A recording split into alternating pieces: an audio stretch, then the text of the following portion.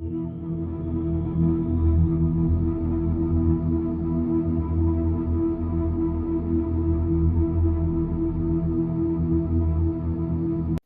back, everybody. So, my next movie review for you is Aliens, and I thought it was only fitting that this morning, as I watched, Alien yesterday, I had to watch Aliens this morning. So, here's my review on it. So, Aliens was released on the 18th of July, 1986. Its director was James Cameron. It was made on a budget of 18 million US dollars and made 183.3 million US dollars. The cast in this movie again is reasonably impressive. We get to see Sigourney Weaver return. We've got Bill Paxton, Michael Biehn, Lance Henriksen, Carrie Henn, Rika Ross, Mark Rolston. We've got Janet Goldstein, and plus many others. There is a lot more people in this movie. So, in this second installment in the Alien franchise, we see Ellen Ripley get sent back to the planet LV-426 to establish some sort of contact with this terraforming colony. And basically, once again, it's not long before we get to see the old xenomorph pop up and start creating a little bit more hell for Ellen Ripley. So, this second installment of the movie, I said yesterday in the Alien review, there's not very many movies where the sequel can actually beat the original. Now, I'm not saying that this sequel beats the original, but I'm saying that it is on quite a very big power of beating that original movie. I do generally love this movie. I'm not sure if I love it as much as the first one, but I have a lot of love for it, and I'll get into those reasons right about now.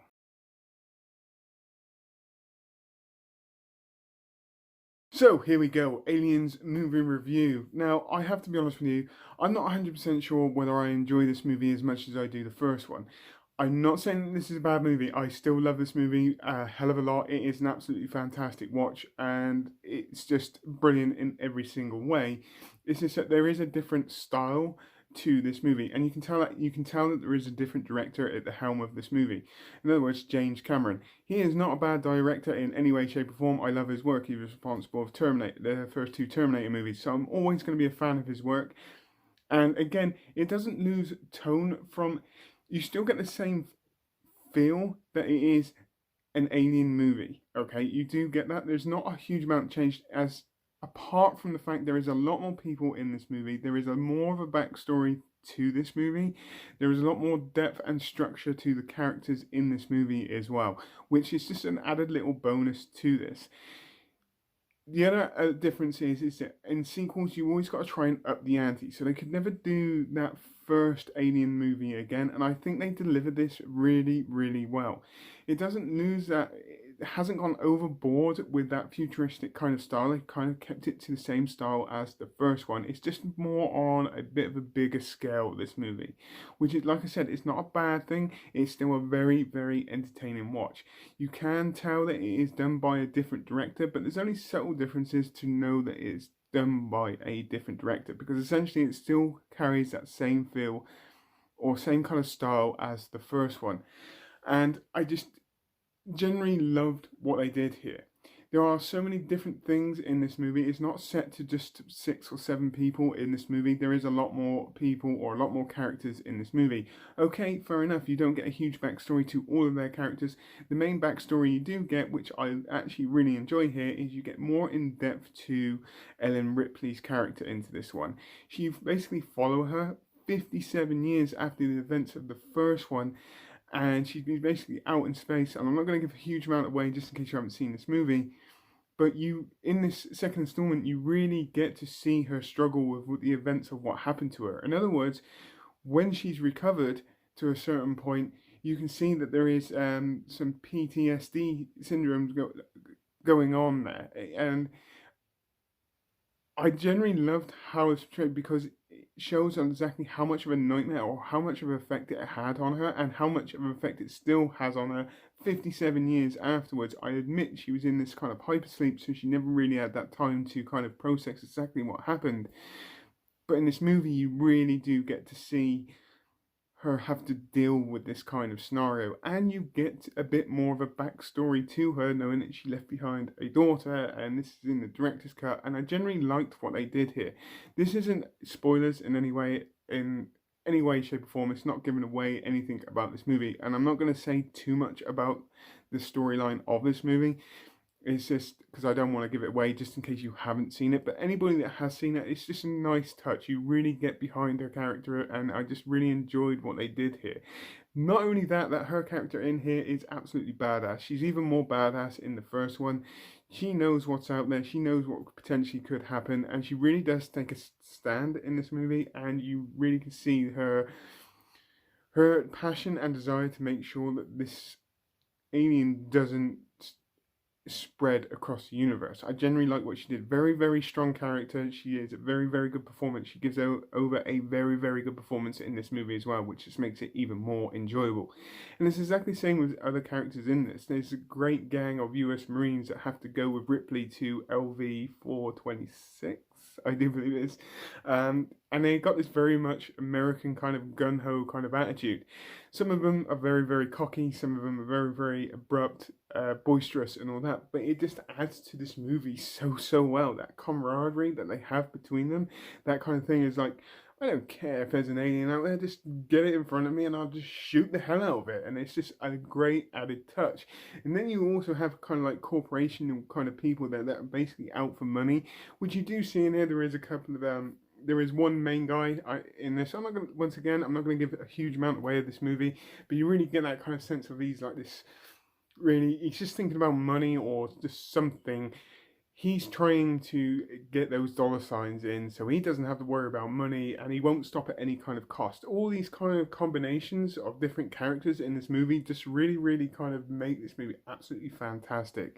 The US Marines in this are absolutely brilliant. Like I said, they got this very, very big gun-ho kind of attitude to them, but it really adds to them. Some of the characters in there, you go, you're a bit arrogant, but I like you a lot.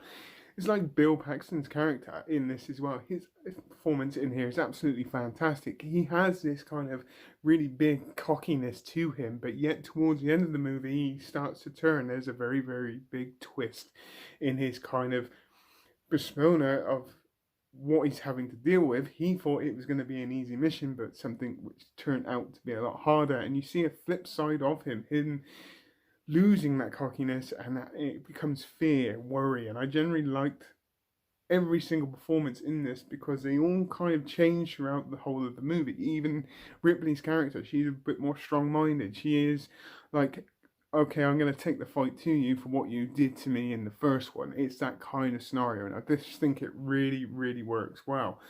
You're never bored through this movie. I was never personally bored. Even in the slower moments, they give you stuff in there to keep your mind completely active, and you start connecting dots together, and so on and so on and so on. There is a bit more of a plot to this movie. Again, I'm not going to give it away. If anybody that hasn't seen it, I don't want to give it away. Again, set design in this, the color, the texture, the vision of what the director wanted you to see. Again, absolutely fantastic. It's not overboard futuristic. It does have the same kind of feel from the first Alien kind of movie, but they haven't overdone this again. It's pretty much on the same power as the first one, and I'm glad because it just adds to this. I love that kind of style to this. Again, set designs, like I said, fantastic. It's mainly set inside this compound, but I generally like what they did here. I really do. Even in the bigger spaceship, I loved what they did. You can see there's attention to detail. I love it. Absolutely fantastic. There's all sorts of different bits and pieces in visually I absolutely love in this movie. Soundtrack, musical score in this movie. Again, they didn't change this musical score in this movie. So it just adds it. You know it's an alien movie and you're just waiting for those xenomorphs to actually come along. And when they do, there's almost that point in me here like going, I know these aliens are quite evil, but when they're on screen, you kind of just go, okay, that's quite cool. Even though they're gonna create havoc, you're just like that. It's nice to see you again, kind of thing. I've been waiting to see you for like an hour, and now you're here and like that. It's like, I know that sounds a bit stupid and a little bit weird, but it's just how I get what I get from this movie. You're building up to the first sighting of them, and you're almost kind of like going, yay, they're here. to create havoc, and that's kind of how it feels. I'm not saying I was clapping or I was like going, "Oh my God, you're gonna mess some shit up" or anything. It's just that you're waiting for them to come along. That might have been a bit of a spoiler, but you know there are more of them in this movie. I have to be honest with you, but it's just everything. All these kind of elements just make this movie just an completely enjoyable watch. The storyline is not hard to follow in any way, shape, or form. I would say it's a little bit predictable in places. You can see where it's going to go. It's not hard to connect the dots of what's going on because there are telltale signs throughout this movie. It's not a bad thing. My personal opinion is I've watched this movie so many times before. I already know the plot line. It's just about the visuals. It's just about enjoying this movie. But I also remember the first time I watched this movie, and I still very much enjoyed it as well. You know, okay, like I said, I remember the first time I watched it, I could actually kind of predict what was going on, and it's been a long time since I watched this movie. Trust me on that one. No, sorry, a long time since the first time I watched this movie, and it is predictable, but as a whole, as a general, it's just an entertaining watch. It's an absolute classic movie, and I do highly recommend it to anybody. Again, if I was to rate this, it would be 10 out of 10. It's as simple as that. Strictly because of the reasons of what I said. I love the director anyway. It didn't lose sight from the first movie. Is it as good as the first movie? Yes, it is as good as the first movie. Is it better than the first movie? I have to be honest with you, I enjoy the first movie more because you don't see a huge amount of the alien. In this one, you do get to see a lot more screen time of the alien. Again, it's not a bad thing. It's not a bad thing. It doesn't spoil the movie in any way, shape, or form because it is a sequel. They kind of up the ante in the sequels. But just for me personally, I enjoy the first one more because sometimes less is more. In this movie, again, entertaining watch. I will give this a 10 out of 10. It's as simple as that. So, on that note, if you have not seen this movie, I highly recommend this movie. If you have seen this movie, please tell me what you think. Put it in the comments down below. If you want to stay tuned for 5 facts about the Aliens movie, please stay tuned. They're coming up right about now.